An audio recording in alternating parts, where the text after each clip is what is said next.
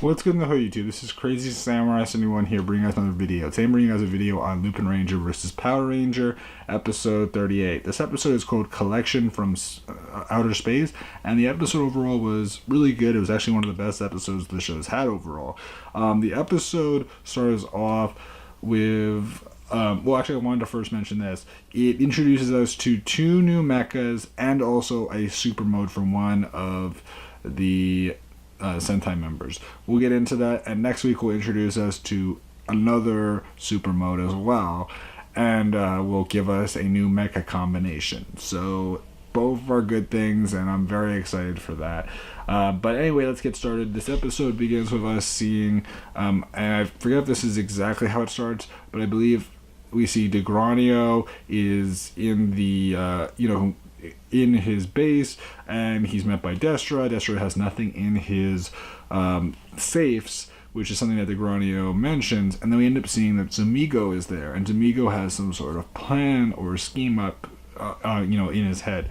So what happens is that there's some discussion there. We also hear a unique instrumental melody, which is not the one that he's known for. Like, there was that melody that we used to hear for Zamigo. This one's different, which is interesting. And anyway, what happens is that there's a little discussion. Following this, we end up seeing at the bistro that the Power Rangers are there. Kichiro is still trying to get through to Kairi, which Kairi is still very distant with him, and it's clear that it's not working. Eventually Noelle shows up, but what happens is that rather than sitting with the Power Rangers and working together, the Power Rangers decide to retreat, and they say that they have to go to some meeting. The reason why is because they're not really trusting fully of Noelle at this moment, and so what happens is that they end up going off. In the meantime, what we do end up seeing is that back at the Power Rangers base, they end up finding out from Agent Carter that there is two Ganglers this time. Yes, two Ganglers, both looking like sea creatures. They both look like shrimp. And the thing is that one has the name that has something to do with stir fry, and the other one's called Kanaku or something like that, or no, Jinaku. What happens is that at first they're fighting them. Eventually, one of the Ganglers ends up using his ability to actually control vehicles, so that's something to note. He manages to control any vehicles or cars or whatever, and so he tries to use a car to attack the Power Rangers. But what happens is that eventually Zamigo arrives on the scene, and he wants Jinaku to come with him, and the other Gangler's so I guess being alone this whole time makes you now feel lonely and you want to be with someone. And so what happens is that he's making fun of him, and so then at that point Zamigo uses his ice gun to freeze and completely destroy that Gangler.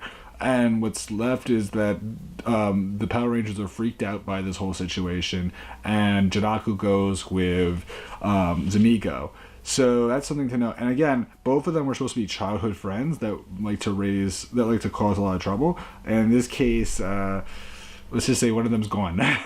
So in other words, Jinaku is kind of in this weird situation where he probably just needs to stay loyal, because otherwise he'll be destroyed too if he doesn't listen. At least that's what you can imagine. So what happens is that eventually the Power Rangers retreat. They end up having this discussion back at the base because they feel like they're not in a good state. They're concerned with Zamigo and his strength and all that, and they end up hearing from Agent Carter about this looping collection item on the outer space station. And the thing is that it's coming into the area. At the same time, Kagori is explaining to Lupinrangers about this information, and what happens is that the Lupinrangers end up finding out that it could be at a certain mountain range, so they end up heading off there with Noelle to get this looping collection item. Sorry about that. So there was a little interruption right there. So you may have seen a little pause. Just because I had to answer something. So anyway, what happens is that following this, we end up hearing about this looping collection item, which is Victory Striker. Victory Striker was the one that was in space, and it's coming to this mountain range where the Lupinrangers arrive at. when they arrive at this mountain range, eventually it shows up, and they try to use their dial fighters to claim the Victory Striker. When they end up trying to do so, it ends up fighting them because of the fact that Jinaku is using his abilities to actually take control of Victory Striker, so it ends up fighting against them. In the meantime, what we do end up seeing is that the Power Rangers end up arriving on the scene, and they end up fighting against Jinaku. Now, what we do end up seeing as well is that Destra arrives at one point, and so they have to fight Destra, which is crazy because Destra is very strong, and he's actually he actually has double status gold safes, which is really, really powerful. Because that means that it's way harder to open those than just a gold safe was. What that likely means is that it requires, making copies of yourself and then having the whole team be involved or something like that, which is crazy. Again, we'll have to wait and see about all that, but that is something to note. So anyway, what does end up happening is the Power Rangers are fighting, the Lupinrangers are dealing with Victory Striker, and what happens is that Kairi notices on the inside of the blueprints for Victory Striker, there's this other vehicle in there. So what happens is that the yellow and blue dial fighters end up having Lupin Yellow and Lupin Blue fall into Lupin Red's red dial fighter, and what happens is that Kairi ends up retreating and actually ends up going to where that extra mecha is, and he comes out of the Victory Striker on the Siren Striker, which has been inside of the Victory Striker. And what happens is that he ends up doing a whole bunch of attacks, dealing a lot of damage to Destra. And then what happens is that we end up seeing that Noel ends up using his X-Nized phone to open up Jinaku's safe to take out the Go-Go Driver, which is the Lupin Collection item, what it's based off of, from TheKingNappy. Yes, so it's an item from TheKingNappy that they actually got as Lupin Collection item this time. Last week it was from Ranger, this time it's from TheKingNappy, which is interesting. We've actually had a lot of different seasons. I kind of was expecting, because of this outer space theming, that they would have used something from Ranger, but I guess it makes sense just because of how things were themed for this episode and because of the whole driving aspect, that it would make a lot of sense for that. Because again, it's more so about the actual Ganglers ability and not about what the theming for the episode was. So anyway, that is something to note. We then end up seeing the Power Rangers defeat the Gangler.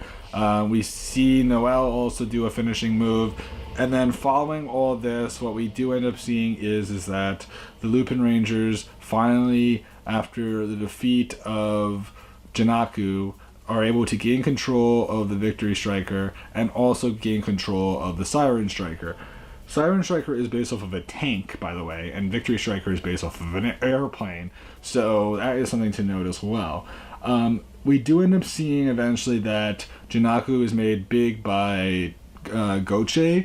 And the thing is that Destra and Gochi are surprised by the fact that Jinaku was even given the chance to be made big, but DeGranio chose to. And so what happens is that the Lupinrangers end up using Siren Striker, Good Striker, and the Magic Dial Fighter and the Splash Trigger Machine to combine into the into Siren, Lupin, Kaiser. So that is the combination we end up seeing. Victory Striker is not used in this episode as a weapon by them. That will be saved for next episode. So we end up seeing the Siren, Lupin, Kaiser combination, which is cool. That combination features the finishing move that involves the cannon from the tank of Siren Striker, and then the magic and the splash, using their attacks all in one go to defeat the Gangler, which is really, really cool. At the same time, we do end up seeing that Destra summons a golem, and what happens is that when the situation looks rough, They eventually decide, after defeating Janaku, to have it where Kairi ends up launching the Siren Striker down to Noel, and Noel then suddenly has it where he ends up having this transformation where he becomes Super Lupin X, which is very cool, and it borrows some of the elements and ideas from Siren Striker, so that he's able to have these cannons on his his shoulders, and he's able to like grab onto these bars that are on the side, and then aim his attacks towards the golem. So he ends up doing that, which is super cool. Following that, he manages to take out a golem, which is huge, just from that power up alone, which really shows that he's very powerful in this form. Following this, what we do end up seeing is that the I'm trying to remember how this worked again. Oh yeah.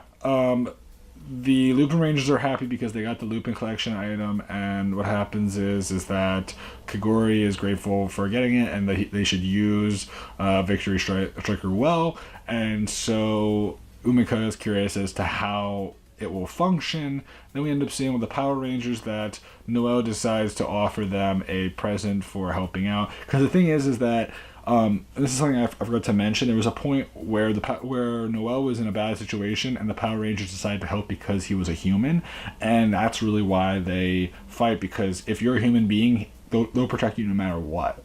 So that actually makes him realize that like they do care about him. He's just not someone that's necessarily has the best reputation in their minds because of his undercover personality and his actions that he's been portraying. So what happens is that he ends up getting them each macaroons, and the thing is that Hilltop doesn't get one, but they are getting along, even though they still aren't going to get any of the information that the Lupinrangers get. So what we do end up seeing is that from here, we end up seeing the preview for the next episode. The preview, what it shows is that Noel will be trying to find Zamigo. Additionally from that, we will also be seeing Victory Lupin Kaiser next episode, which will be cool. And we will also be seeing Super Lupin Red. Super Lupin Red, based off of the design, makes me believe that formation will come as a result of Lupin Red using the Victory Striker rather than using the Siren Striker, which likely means that if that is the case, that means that we will be able to have battles where Super Lupin Red and Super Lupin X can fight together. And it isn't going to be a thing where only one can use one at a time. That is something that's going to be interesting to see eventually when they actually have both of them using those forms together. And I'm sure that will happen soon. Not next episode, but probably in the next couple episodes we'll see it. Now, as far as those of you that are hoping maybe we'll get a Super